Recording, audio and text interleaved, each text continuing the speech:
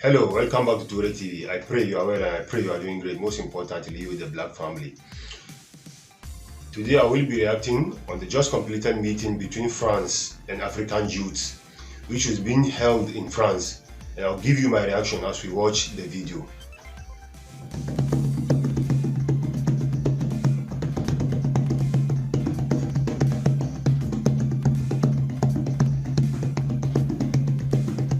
Mr. President, a new generation that is not hampered by the burdens of nostalgia.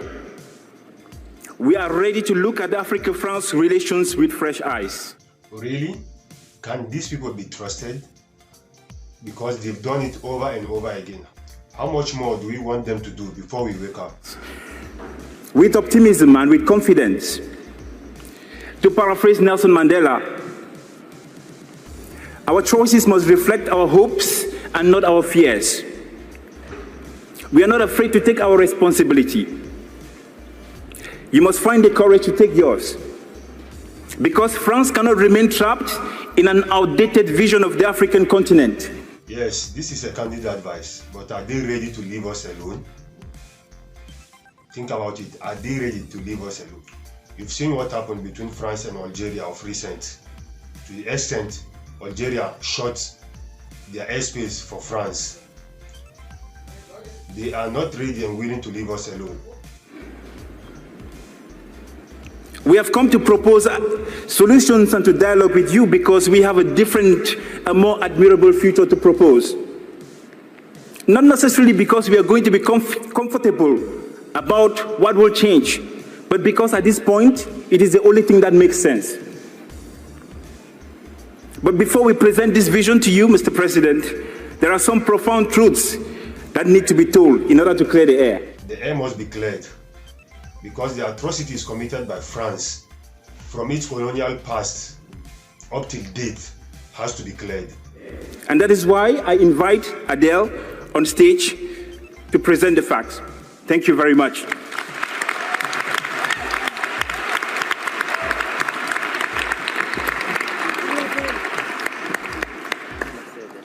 Bonjour, je m'appelle Hello, I'm Adele Onyango, and I come from Kenya.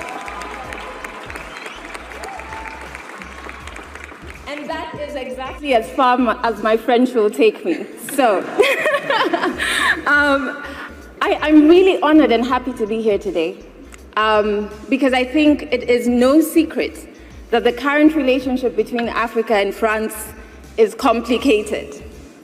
And in order for us to build a relationship that addresses issues that affect not only Africa, not only France, but the globe, then it's important for us to interrogate this very complicated relationship and ask ourselves three things. One, what is not efficient? Two, what is not ethical? Three, where do we see integrity gaps? And to be able to do these three things, we're going to have to be brutally honest.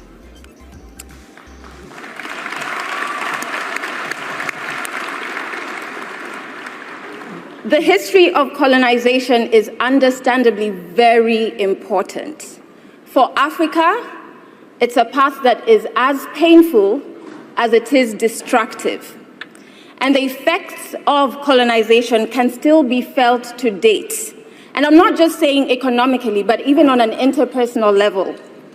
We, as Africans, feel the pain of colonization every single day. She's right at every level. We have felt the impact, the devastating impact of the whole of the colonizers. But that of France is worse. Now, the lack of a clear and strong acknowledgement of the continent's pain on this destructive past results in skepticism. And the absence of actions that will further push the acknowledgement is also a major issue in the current France and Africa relationship. In fact, the air of denial that France chooses to sit in is uncomfortable, not only for Africa, but also for France. And it does no good for either one of us. They kill soldiers who fought for their freedom in the Second World War in Thiaroye, Senegal. And when the news broke out, France denied it and later on agreed that it happened, but only 45 people were killed. When in reality, more than 500 soldiers, black African soldiers from Benin Republic, Senegal, Togo, Mali, Niger, Central African Republic, Ivory Coast, and so on and so forth, were killed simply because they demanded for their rights, which France is yet to apologize and pay their families reparations.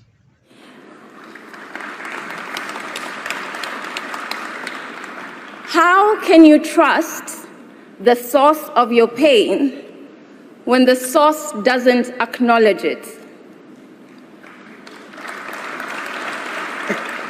What we end up with is skepticism on what exactly does France stand for. And so we ask you, Mr. President, how strong can a relationship that is built on pain, that is built on skepticism, and that is built on lack of trust really be? We, not just as a team here, but all of us in this room, and the 5,000 who helped with the report, and the millions more on the continent and off of the continent, want a commitment from you, Mr. President, that you will join us in the eradication of La France-Afrique, which is a very unfair dominance, and it has to end. France is being told on several occasions, but they are not ready to give up. As Dr. Arikana would put it, getting France out of Africa is almost a mission impossible.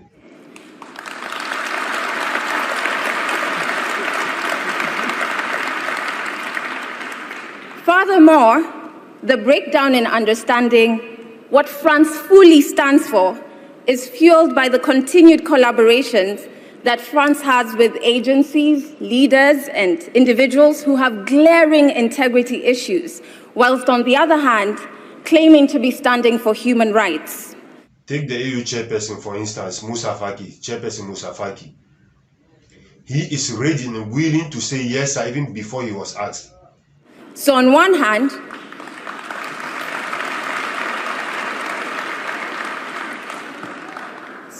hand, we have France that is entrenched in issues around racism, around exploitative dominance, and whilst on the other hand, they're still claiming to teach others about democracy.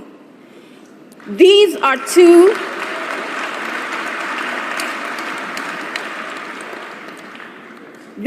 profiles that one cannot fill at the same time.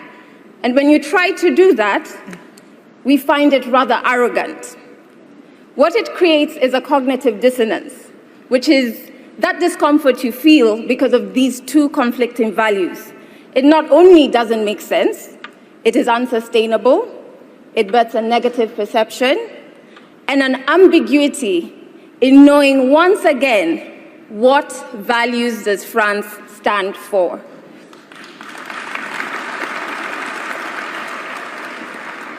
Now, it is very clear, because we are all here, that the current relationship is imbalanced. It's not collaborative, and in some instances, it's exploitative. The exploitation of Niger Republic's uranium and minerals from other parts of Africa, which happen to be former colonies of France, must stop. To installing puppets like Paul Biya, Alpha Condé, and others to lead the countries in order for them to continue exploiting Africa for them. We have social impact solutions built without any input from relevant African civil society organizations who are a resource when it comes to really understanding problems on the ground and creating solutions that run efficiently. And they're a resource that Africa is willing to lend to France. Let's also not forget that whilst we in this room are here because we want to change and repair this relationship, there are some who are benefiting from this current dysfunctional relationship, be it private businesses from France on the continent with non-ethical practices, or corrupt individuals and groups from both France and Africa. I made a post about a single Frenchman who controls about 16 seaports in West Africa, including the famous Tema Harbor of Ghana. How did it come about, if not exploitation and corruption? This group, and the lack of a very loud and public condemnation of this, obviously fuels skepticism. So this honest interrogation is a very important first step, because the strengths and weaknesses of this current relationship will dictate the success or failure of our collective future relationships. But we are not only telling you what's not working.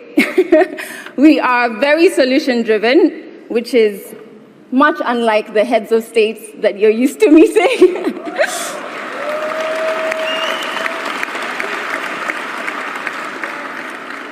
We know exactly what you need to commit to today, and we have a clear path on how we can achieve that. And that is what my brother Arthur will share with you. Arthur, c'est à toi. Thank you. It has to end. But how is it going to end when their puppets run various governments in Africa for them? These old men really need to get out of the way.